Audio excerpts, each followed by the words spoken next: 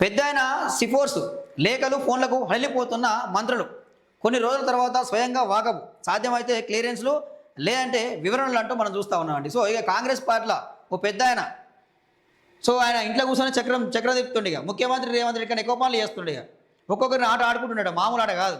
మంత్రులు ఆయన ఫోన్ ఎత్తాలంటే మంత్రులు పిఎల్ అలా ఫోన్ ఎత్తాలంటే ఎమ్మెల్యేలు ఎంపీలు ఆయన ఫోన్ ఎత్తాలంటేనే గజ గజ గజ వణుకుతున్నాడు. ఇక గజ గజ వణికిస్తున్నాడ మామూలుగా వణికిస్తున్నాడు ఇక.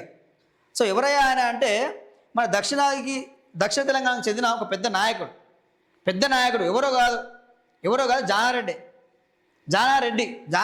మొత్తం గజగజ వణికిస్తున్నాడు ఇక. సో ప్రత్యక్ష రాజకీయాలకు దూరంగా ఉంటున్న కాంగ్రెస్ పార్టీలోని ఓ పెద్ద ఆయన నుంచి వచ్చే లేఖలు ఫోన్లకు మంత్రులు హళ్ళిపోతున్నారు. ఆయన నుంచి లేఖ వచ్చిందంటే చాలు దాన్ని వెంటనే చదువుతున్నారు.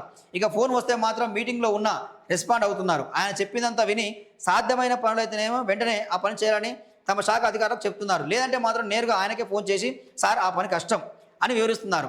తను చెప్పిన పనిని కొందరు మంత్రులు పట్టించుకోకపోతే సదరు పెద్ద ఆయన స్వయంగా సంబంధిత మంత్రులకు ఫోన్ చేసి ఏమైందయ్యా, నేను రాసిన లెటర్ అందిందా, ఇంతకు పని అవుతుందా లేదా అంటూ వాకపు చేస్తుంటారనే చర్చ కాంగ్రెస్ వర్గాల్లో నడుచుడేది గదే వాస్తవం. రాజకీయంగా పాలనపరంగా సుదీర్ఘ అనుభవం ఉన్న దక్షిణ తెలంగాణకు చెందిన ఓ పెద్ద ఆయన 2023 నుంచి ప్రత్యక్ష రాజకీయాలకు దూరంగా ఉంటున్నారు. కానీ ఆయన ఇంటికి ఇప్పటికే చాలామంది ప్రజలు నాయకులు వెళ్ళి తమ సాధక బాధకాలు చెప్తుంటారు.